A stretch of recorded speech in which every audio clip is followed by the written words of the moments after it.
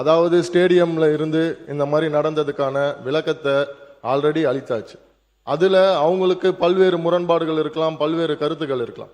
அப்படி இவங்க சொல்றாங்கன்னா அந்த சமயத்துல திராவிட முன்னேற்ற கழகத்தின் ஆட்சி தான் நடந்தது. அப்போ ஸ்டேடியம் வாசல்ல இருந்து இவங்கெல்லாம் வந்து அந்த மாதிரியான போதைப் பொருள் வித்தாங்கன்னு சொல்லி ஒத்துக்கிறாங்களா? அப்போ அதனால ஆதாரம் இல்லாமல் விளக்கம் கொடுத்ததுக்கு அப்புறமும் தேவையில்லாத பேச எனக்கு கூட தான் வந்து இப்ப செய்திகள்ல நீங்க சொல்லக்கூடாதுன்னு சொல்றீங்க.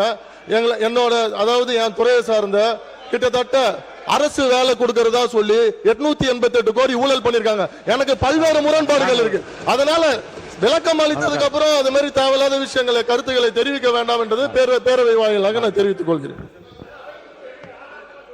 கடந்த 5 ஆண்டுகளாக தமிழகத்தில் நிலவும் போதைப் பொருள் பழக்கத்தை பற்றி நாம் இங்கே அனைவரும் அறிந்த விஷயம்தான். ஏற்கனவே வந்து உலக இன்டர்நேஷனல் போதைப் பொருள் கடத்தல் மன்னன் ஜாஃபர் சாதிக் என்ற நபர் இன்டர்நேஷனல் போதைப் பொருள் கடத்தல் மன்னன் ஜாஃபர் சாதிக் என்ற நபர் டெல்லியில் கைது செய்யப்பட்டார். அவருடனும் அப்போது இருந்த முதல்வர் குடும்பம் முதல் அமைச்சர்கள் வரை அதிகாரிகள் வரை அனைவரும் எவ்வளவு தூரம் தொடர்பில் இருந்தாலும் எல்லாருக்கும் தெரியும். இதுவரை அந்த நபர் சம்பந்தப்பட்ட எந்த வழக்கும் தமிழ்நாட்டில் பதிவு செய்யவில்லை. கடந்த 5 ஆண்டுகளில் எல்லா வகையிலும் போதைப் பொருள் வந்து கல்லூரியிலிருந்து எல்லா இடங்களும் அதிகமாக இருக்கிறது என்பதில் எந்த மாற்று கருத்தும் இல்லை. அதை தடுக்க மாண்புமிகு முதலமைச்சர் அவர்கள் அனைத்து வகையிலும் தேவையான சட்டப்பூர்வ நடவடிக்கைகளும் அனைத்தையும் எடுத்துக்கொண்டிருக்கிறார். நமது அரசின் கொள்கையும் போதைப் பொருள் அனைத்து வகையிலும் கட்டுப்படுத்த வேண்டும் என்பதுதான் முதலமைச்சருடைய முக்கிய கொள்கை. இந்த கடந்த ஆட்சியில் இந்த ஜாஃபர் சாதிக் போன்ற இன்டர்நேஷனல் போதை கடத்தல் மன்னன் எப்படி முதலமைச்சர் குடும்பம் முதல் அனைத்து அமைச்சர்கள் வரை தொடர்பில் இருந்தாரோ அது போன்ற எந்த ஒரு சம்பவமும் இதுமேல் நடக்காமல் தடுப்பதற்கான தேவையான அனைத்து நடவடிக்கைகளையும் முதலமைச்சர் கண்டிப்பாக எடுப்பார் என்பதை உறுதியாக சொல்லிக்கிறோம்.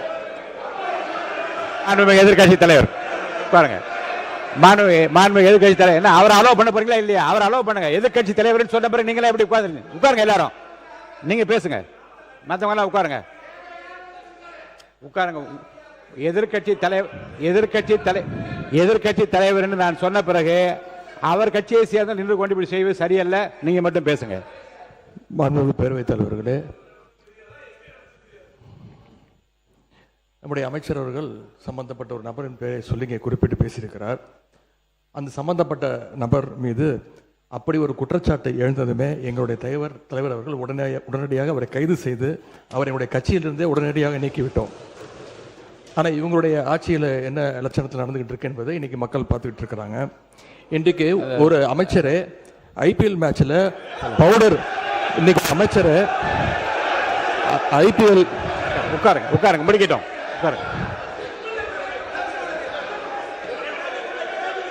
அவங்க குற்றச்சாட்டு வச்சா நான் குற்றச்சாட்டு வைப்பேன். எதிர்கட்சியில் ஒன்று சொல்கிறேன். உங்களுக்கு வந்து பேசுவதற்கு நான் அனுமதி அளிக்கிறேன். நியாயமான கருத்து எதிர்கருத்து இருந்தால் நான் சொல்ல அனுமதி அளிக்கிறேன். ஆனால் உங்கள் கட்சியை சார்ந்தவர்களே நீங்கள் பேசி நான் வந்து உட்கார அமைச்சர் இருங்க, அமைச்சரை நான் உட்கார சொல்லிவிட்டேன். இல்லை ஒன்று இல்லை, நான் திரும்ப ஒன்று சொல்லுகிறேன்.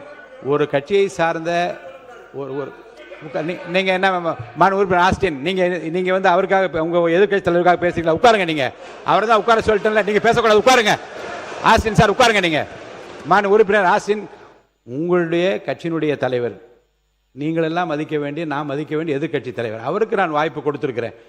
மாண்புமிகு சட்டத்துறை அமைச்சர் எழுந்த உடனே உட்காருங்கள், பதில் சொல்வார் என்று சொல்லுகிற போது நீங்கள் எல்லாரும் எழுந்தீங்கள் என்றால் அப்போ உங்கள் தலைவருக்கு என்ன மதிப்பு இருக்கிறது? மாண்பு எதிர்கட்சி தலைவர், நீங்கள்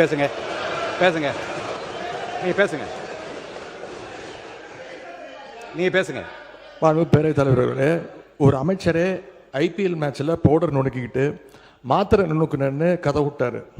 அவர்கிட்ட உங்களுடைய காவல்துறை ஏதாவது விசாரணை நடத்துச்சா? அவர் மேல ஏதாவது நடவடிக்கை எடுத்திருக்கீங்களா?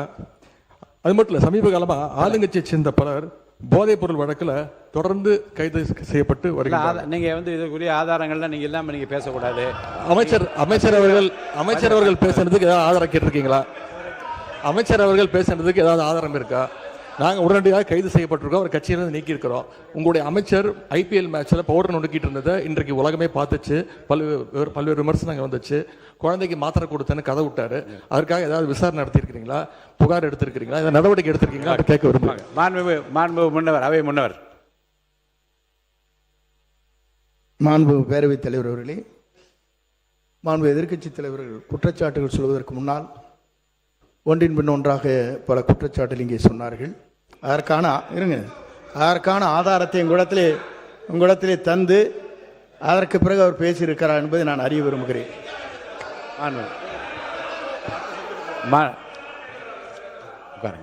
மாண்புமிகு சட்டத்துறை அமைச்சர். மாண்புமிகு பேரவைத் தலைவர்களே, நான் குறிப்பிட்ட அந்த போதை கடத்தல் மன்னன் ஜாவத் சாதிக் சம்பந்தப்பட்ட எந்த பெயரையும் நான் சபை நாகரிகம் கருதி சொல்லவில்லை. அதே நேரத்தில் அந்த வழக்கில் ஒன்றிய அரசு டெல்லியில் பதிவு செய்யப்பட்ட வழக்கு தான் தவிர்த்து இங்கே எந்த வழக்கும் பதிவு செய்யப்படவில்லை. அவரை காப்பாற்றும் முயற்சியாக நடந்தது. இவர்கள் தேவைப்பட்டால் யார் யாருடன் எந்தெந்த வகையில் புகைப்படம் எல்லாம் அப்போது சமூக வலைதளத்தில் எல்லாத்தையும் வெளியானுச்சு. சபை நாகரிகம் கருதி நான் அதை வெளியிடவில்லை, யாருடைய பெயரையும் குறிப்பிடவில்லை. அதை அவர்கள் இத்தோடு நிறுத்திக் கொண்டால் கண்டிப்பாக நம்மளுடைய அரசு எந்த வகையிலும் போதைப் பொருள் கடத்தலை தடுக்கவும் போதைப் பொருட்களை தடுக்கவும் தான் முதலமைச்சர் உத்தரவிட்டுள்ளார். இல்ல இந்த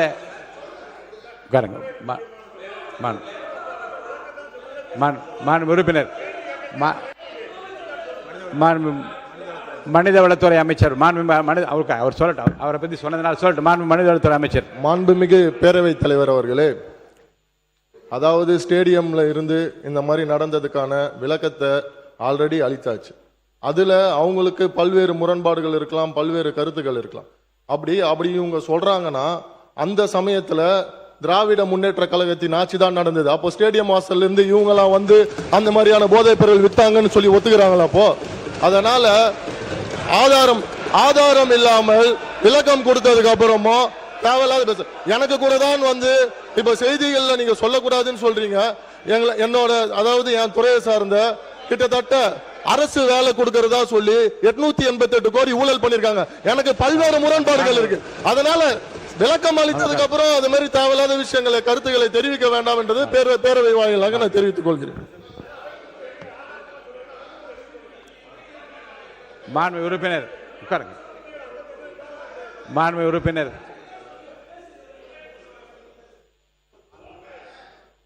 பேரவைத் தலைவர் அவர்களே, அவரை பற்றி குற்றச்சாட்டு சொன்னால் அதற்கு பதில் சொல்லிட்டாரு. அதை விடுத்து ஒரு ரெய்டில் எங்கேயாவது செக்குது 888 கோடின்னு ஒரு கேஸ் பதிவு பண்ண சொல்லி இடி சொன்னாங்கன்னு சொல்லி பெர்சீவ் பண்ணி அது வேலை கோர்ட்டில் இருக்கு. கோர்ட்டில் இருக்கிற சப்ஜெக்டை இவர் கூப்பிட்டு பேசுகிறாரு. எப்படி சரியா இருக்குமா? ஃபுல் விளக்கம் நான் சொல்ல முடியுமா அதுக்கு? எனவே அதை அவை குறிப்பிலிருந்து நீக்க வேண்டும். 1 2 அவரை பத்தி சொன்னதுக்கு நீங்க பதில் சொல்லுங்க. அதை விட்டுட்டு ஏன்டானா நீங்க மத்தவனை பத்தி பேசிருக்கீங்க. நீங்க எடுத்தீங்களே அந்த கார்டுல தண்ணீங்களே, அது என்னன்னு சொல்லுங்க. கோயம்புத்தூர் மாவட்டம் மலுமிச்சம்பட்டியில் அமைந்துள்ள தனியார் கல்லூரி மாணவர் அமுதன் கொலை சம்பந்தப்பட்ட விஷயத்தில் கடந்த 10/8/2026 அன்று கோயம்புத்தூர் மலுமிச்சம்பட்டியில் உள்ள தனியார் கல்லூரியில் 3ஆம் ஆண்டு பயின்று வரும் 19 வயதுடைய மாணவர் அமுதன் அதே கல்லூரியில் பயிலும் சக மாணவர்களால் தாக்கப்பட்டு உயிரிழந்த சம்பவம் தொடர்பாக காவல்துறையின் முதற்கட்ட விசாரணையில் 9/8/2026 அன்று இரவு 8 மணி அளவில் 2ஆம் ஆண்டு பயிலும் அமுதனின் நண்பர்களும் 4ஆம் ஆண்டு பயிலும் சில மாணவர்களுடன் இடையே ஏற்பட்ட தகராறு காரணமாக 4ஆம் ஆண்டு பயிலும் மாணவர்கள் 2ஆம் ஆண்டு பயிலும் மாணவர்கள் மீது முதலில் தாக்குதல் நடத்தியதாக தெரிய வருகிறது. இதனால் ஏற்பட்ட முன்விரோதம் காரணமாக 10/8/2026 அன்று அதிகாலை 1:30 மணி அளவில் அமுதனும் அவரது நண்பர்களும் ஏற்கனவே தகராறில் ஈடுபட்ட 4ஆம் ஆண்டு பயிலும் மாணவர்களை மலுமிச்சம்பட்டியில் தங்கியிருந்த அறைக்கு சென்று தாக்கியுள்ளனர். இதனைத் தொடர்ந்து ஒத்தைக்கால் மண்டபம் பூங்கா நகரில் உள்ள மற்றொரு அறைக்கு சென்று அதிகாலை 5 மணி அளவில் அங்கிருந்த மாணவர்களை தாக்கிவிட்டு கைபேசிகளை எடுத்துக்கொண்டு கார் மற்றும் இருசக்கர வாகனங்கள் தப்பிச் சென்றுள்ளனர். காயமடைந்த மாணவர்கள் தனியார் மருத்துவமனையில் சிகிச்சை பெற்றுள்ளனர். மாண்புமிகு பேரவைத் தலைவர் அவர்களே, மேற்கண்ட தாக்குதலுக்குள்ளான மாணவர்கள் அமுதனையும் அவரது நண்பர்களையும் 10/8/2026 அன்று காலை 8:30 மணி அளவில் வழிமறித்து தாக்கியுள்ளனர். இச்சம்பவத்தில் காயமடைந்த ஒருவர் அங்கிருந்து தப்பிச் சென்ற நிலையில் மேற்படி மாணவர்கள் அமுதனை தொடர்ந்து தாக்கிவிட்டு அவரை சுமார் 10:30 மணி அளவில் இருசக்கர வாகனத்தில் அழைத்துச் சென்று மலுமிச்சம்பட்டியில் உள்ள அமுதனின் நண்பரின் அறையில் விட்டு சென்றுள்ளனர். சுமார் மதியம் 3 மணி அளவில் அமுதன் மயக்க நிலையில் இருந்ததை கண்டு அவரை தனியார் மருத்துவமனையில் அனுமதிக்கப்பட்ட நிலையில் அவரை பரிசோதித்த மருத்துவர் அவர் ஏற்கனவே இறந்து விட்டதாகவும் தெரிவித்ததோடு காவல்துறைக்கு தகவல் தெரிவித்துள்ளார். அதனைத் தொடர்ந்து அன்றைய தினமே கோயம்புத்தூர் மாவட்டம் செட்டியபாளையம் காவல் நிலையத்தில் பல்வேறு சட்டப்பிரிவுகளின் கீழ் 2 வெவ்வேறு குற்றவியல் வழக்குகள் பதிவு செய்யப்பட்டுள்ளன. பின்னர் அமுதன் இறந்ததைத் தொடர்ந்து SC/ST அதாவது வன்கொடுமை தடுப்பு சட்ட பிரிவு இவ்வழக்கில் சேர்க்கப்பட்டுள்ளது. பிரேத பரிசோதனைக்கு பிறகு 11/8/2026 அன்று சுமார் 5 மணி அளவில் அவரது உடல் பெற்றோரிடம் ஒப்படைக்கப்பட்டது. மாண்புமிகு பேரவைத் தலைவர் அவர்களே, மாணவர் அமுதன் கொலை செய்யப்பட்டது தொடர்பாக பதிவு செய்யப்பட்ட குற்றவியல் வழக்கு எண் 310/2026 கீழ் இதுவரை 14 பேர், நேற்று இரவு ஒருவர் கூடுதலாக இதுவரை 15 பேர் கைது செய்யப்பட்டு நீதிமன்ற காவலுக்கு அனுப்பப்பட்டுள்ளனர். மேலும் அமுதன் உள்ளிட்டோர் சக மாணவர்களை தாக்கியது தொடர்பாக பதிவு செய்யப்பட்ட குற்றவியல் வழக்கு எண் 309/2026 கீழ் 2 பேர் கைது செய்யப்பட்டுள்ளனர். காவல்துறையினரின் தீவிர விசாரணையின் அடிப்படையில் 9/8/2026 அன்று ஏற்பட்ட இரு குழுக்களுக்கிடையிலான பழிவாங்கும் நோக்கிலான தாக்குதலை அமுதனின் மரணத்திற்கு வழிவகுத்ததாக என்று தெரிய வந்துள்ளது. இவ்வழக்கு தொடர்பாக போதைப் பொருள் பயன்படுத்தியதாக புகாரிலோ காவல்துறையின் விசாரணையிலோ அறியப்படவில்லை. மேலும் பழிவாங்கும் சம்பவங்களை தடுக்க தேவையான தடுப்பு நடவடிக்கைகள் மேற்கொள்ளப்பட்டு நிலைமை தொடர்ந்து உன்னிப்பாக கண்காணிக்கப்பட்டு வருகிறது.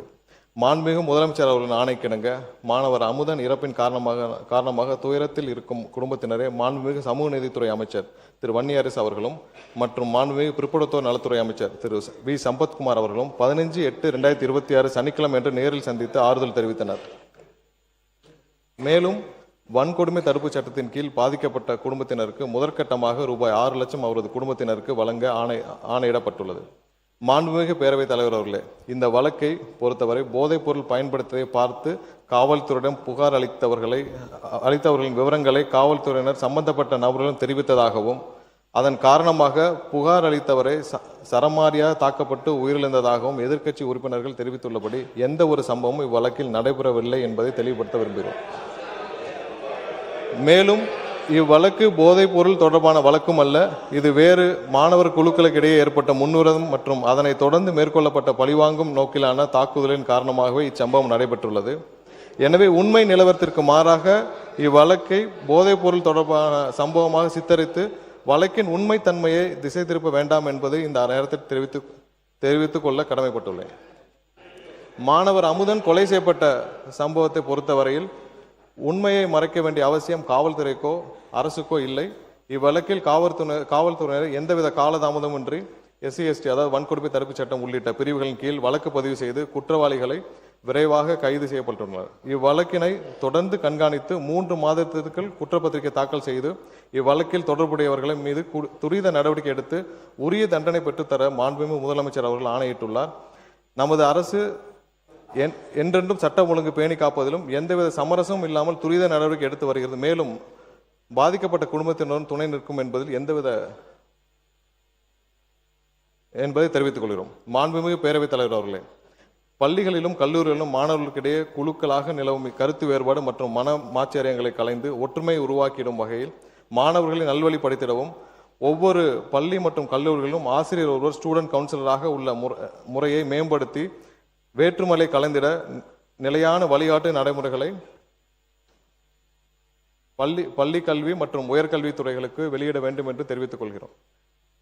மாணவ செல்வங்கள் நம் நாட்டின் எதிர்கால நம்பிக்கை செல்வங்கள். அவர்களிடையே ஒற்றுமை உருவாக்கிட அரசு அனைத்து முயற்சிகளையும் மேற்கொண்டு நல்வழிப்படுத்தும் என்பதை மாண்புமிகு பேரவைத் தலைவர் வாயிலாக உறுப்பினர்களுக்கு தெரிவித்துக் கொள்கிறோம். அத்துடன்